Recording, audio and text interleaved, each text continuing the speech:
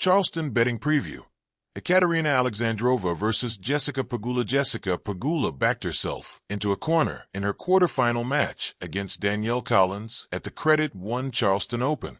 The world number 3 lost the opening set 6-1 and then went down a break in the second. However, Pegula was ultimately able to flip the switch, and she ended up cruising to a 1-6, 6-3, 6-0 victory. Now, Pegula faces an opponent that has given her fits lately, Ekaterina Alexandrova, for a spot in the final. And while I'm not sure I have a good feel for who will end up winning this match, it does seem likely it'll be competitive. So, I'm taking the over on the game total. Pegula is coming off a run to the Miami final, so she's in good form right now.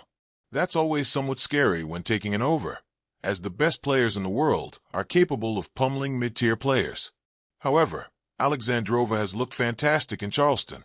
I actually thought she'd lose to Diana Schneider in the round of 16, but she earned a 6-2, 6-1 win.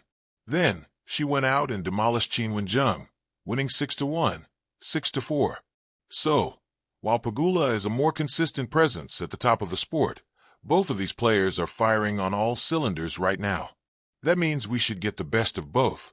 If we do see both players show up in this match, I'm not sure I see this being one-sided either way. Pegula did earn a 6-2, 6-4 win over Alexandrova in their only clay court meeting, but that was in Rome back in 2021. We have seen 2 matches pretty recently in which Alexandrova has come out on top in 3-setters. At last year's Miami Open, Alexandrova earned a 3-6, 6-4, 6-4 win in a fun 2-hour match. Then, in Doha this year, Alexandrova came away with a 4-6, 6-1, 6-1 win over the American. It's just clear that Pegula has some things that she knows she can go to in order to make Alexandrova sweat, as she has won at least a set in all 3 of her meetings with the Russian. But Alexandrova has also shown that she can adjust to what Pegula throws at her. She hasn't lost to her since their first showdown, and she came back from a 1-set deficit in each of the last 2 wins.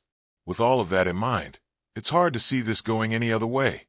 And the beauty in taking the over on 20.5 games is that even a 7-5, 6-3 straight set win would go over the number. So would a 7-6, 6-2 win. So, if this is just extremely tight for 1 set, we should see an over. And while it's Alexandrova that is probably the more likely of the 2 to get blown out, she's a big server that tends to play longer matches. She has actually gone over a total of 20.5 in 59% of the matches she has played over the last 52 weeks. Pick over 20.5 games, -154.